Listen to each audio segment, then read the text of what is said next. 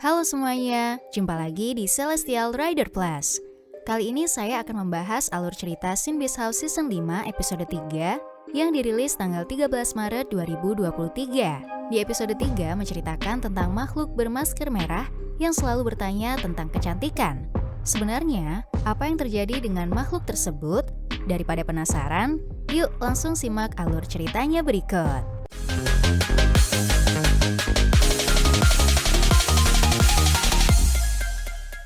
Malam itu hujan turun sangat deras.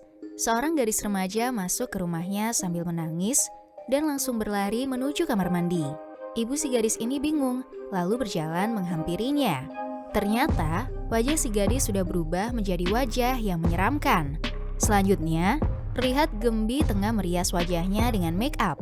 Jubi terheran-heran karena baru pertama kali dirinya melihat Gembi berdandan. Lalu, datang Cindy menjahili Jubi dengan memakaikan make up sembarangan ke wajahnya. Hingga akhirnya, Jubi membuatnya marah. Hujan masih tetap turun deras. Di ruangan kelas, terlihat dua orang gadis remaja yang sedang mengobrol, sementara satunya lagi asik berdandan. Ia lalu menghampiri murid lainnya yang bernama Jiho, lalu mengambil power bank miliknya begitu saja. Jiho mengatakan sesuatu diam-diam, sehingga membuat gadis itu kesal. Tiba-tiba, muncul Chungha dan mencoba untuk melerai mereka. Untungnya, ponsel si gadis yang kesal tadi berbunyi, sehingga ia meninggalkan Chungha dan Jiho begitu saja. Namun, betapa kagetnya ia saat melihat pesan yang masuk ke ponselnya tersebut. Beralih ke lokasi Yuno, Duri dan Gaan yang sedang menunggu hujan reda. Yuno lalu bercerita bahwa saat hujan tiba, di sekitar sekolah selalu muncul makhluk bermasker merah. Hari yang baru datang tidak mempercayainya, begitu pula Duri. Di tempat lain, 3 orang gadis sedang membahas pesan yang salah satu temannya dapatkan tadi. Mereka mengira bahwa Yunseo. Nyatanya, ada sesuatu yang mereka sembunyikan dan sesuatu itu hanya mereka yang tahu. Lalu satu orang lagi, yaitu Jiho. Temannya yang pulang seorang diri terlihat begitu kesal kepada Jiho. Tiba-tiba, dirinya merasa ada seseorang yang mengikutinya dari belakang. Namun saat melihat ke belakang, tidak ada siapapun di sana. Dia pun berlari dan bersembunyi. Sayang sekali, ia ketahuan dan berhadapan dengan makhluk bermasker merah yang sangat menyeramkan, lalu mengubah wajah si gadis menjadi menyeramkan seperti dirinya. Di sekolah, Jiho dimarahi oleh 2 orang gadis teman sekelasnya yang selalu memakai make up. Dia menuduh Jiho lah dalang dari semuanya itu.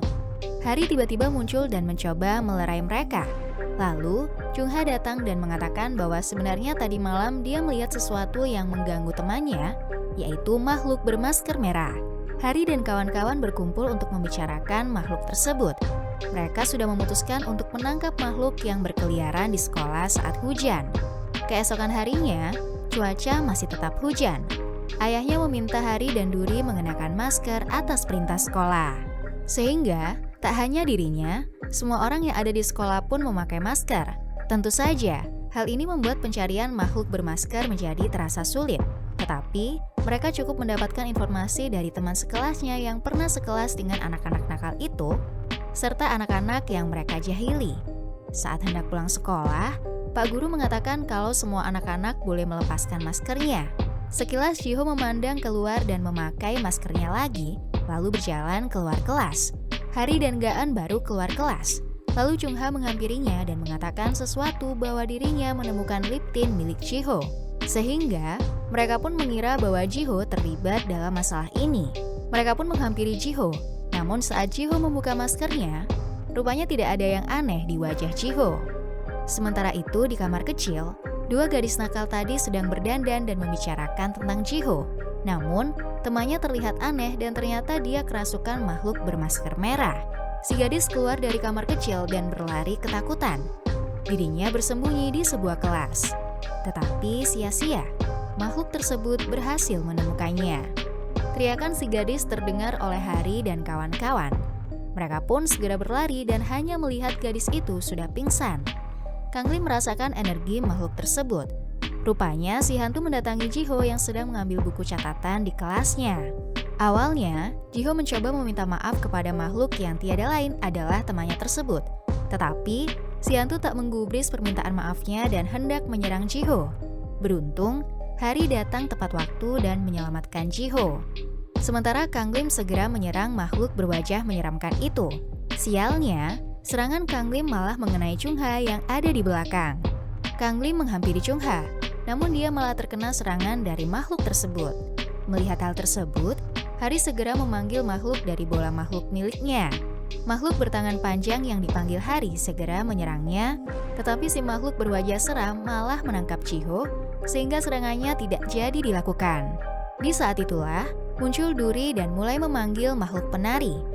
Dengan bantuan makhluk penari, Ji-ho bisa berhasil terselamatkan, sementara makhluk berwajah seram akhirnya dapat dikalahkan. Hari melihat masa lalu hantu berwajah menyeramkan yang bernama Yoon Seo. Terlihat di sana bahwa Yoon Seo dijahili oleh keempat gadis nakal dengan mendandaninya memakai make up menyeramkan.